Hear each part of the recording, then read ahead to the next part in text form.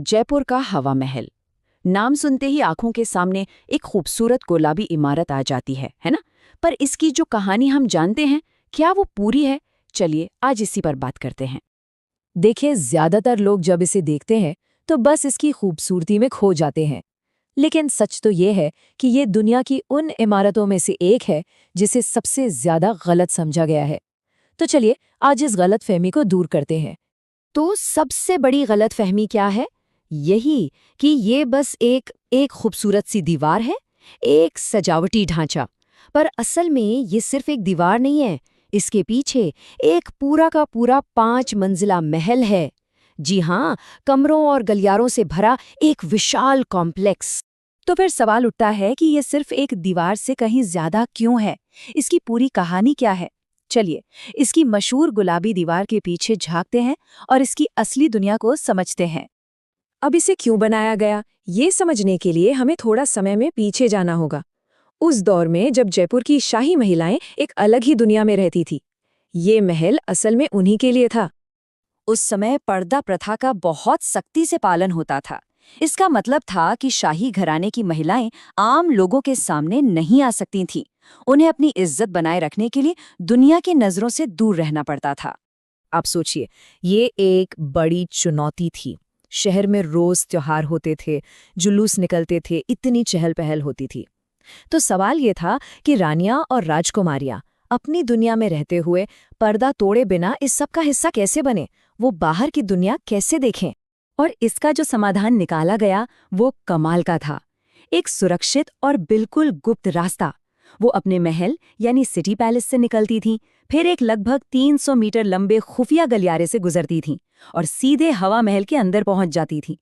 किसी को कानों कान खबर तक नहीं होती थी। तो ये महल सिर्फ एक जरूरत नहीं थी, ये एक वास्तुकार की बेमिसाल प्रतिभा और एक दूरदर्शी राजा की सोच का नतीजा था। कमाल की इंजीनियरिंग थी इसके पीछे। बात है साल 1799 की।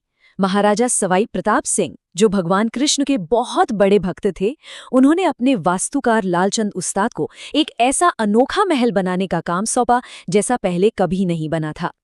महाराजा की एक खास ख्वाहिश थी।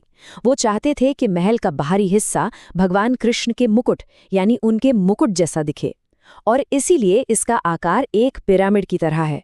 अब ये दिलचस्प बात है कि कैसे इस दिव्य प्रेरणा ने एक लाजवाब इंजीनियरिंग को जन्म दिया। इसकी बाहरी दीवार मधुमक्खी के छत्ते जैसी लगती है ना? इसमें पूरी 953 छोटी छोटी खिड़कियां हैं जिन्हें झरोखे कहते हैं। अब इनका कमाल देखिए, अंदर बैठी महिलाएं बाहर सब कुछ देख सकती थीं, लेकिन जालीदार डिजाइन की वजह से सड़क पर चलने वाला कोई भी उन्हें नहीं देख सकता था। और हाँ, इन्हीं झरोकों से ठंडी हवा का ऐसा बहाव बनता था कि अंदर हमेशा ठंडक रहती थी। तभी तो इसका नाम पड़ा हवा महल। और अब सुनिए एक हैरान कर देने वाली बात।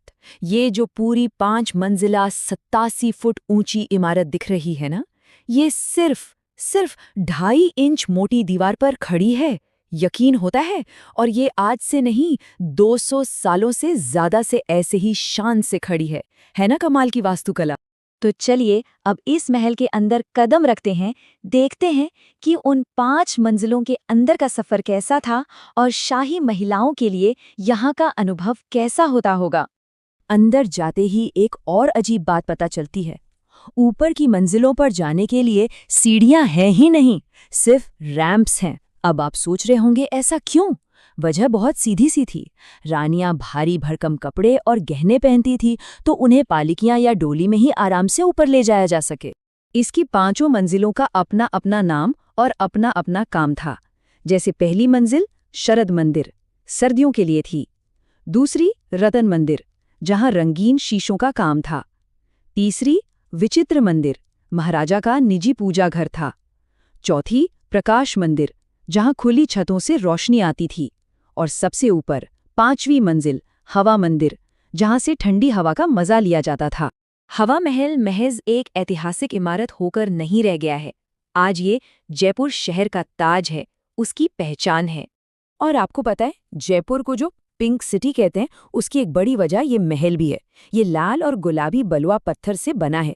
बाद में जब महाराजा राम सिंह ने एक ब्रिटिश शाही मेहमान के स्वागत में पूरे शहर को ही गुलाबी रंग में रंगवा दिया, तो ये महल उस पहचान का केंद्र बन गया। तो कुल मिलाकर हवा महल क्या है? ये सिर्फ एक दीवार नहीं, बल्कि पर्दा प्रथा में रहने वाली शाही महिलाओं के लिए बनाया गया एक पूरा महल है। ये राजपूत वास्तुकला और नेचुरल एयर कंडीशनिंग का एक बेहतरीन नमूना है। इसकी प्रेरणा भगवान कृष्ण के मुकुट से ली गई है और ये एक ऐसी 5 मंजिला इमारत है जिसमें सीढ़ियों की जगह रैंप हैं। और हाँ, यही है जयपुर के पिंक सिटी का असली चेहरा। ये सिर्फ वास्तुकला नहीं, बल्कि एक सामाजिक जरूरत का कितना खूबसूरत और समझदारी भरा हल हो सकता है, उसका प्रतीक है।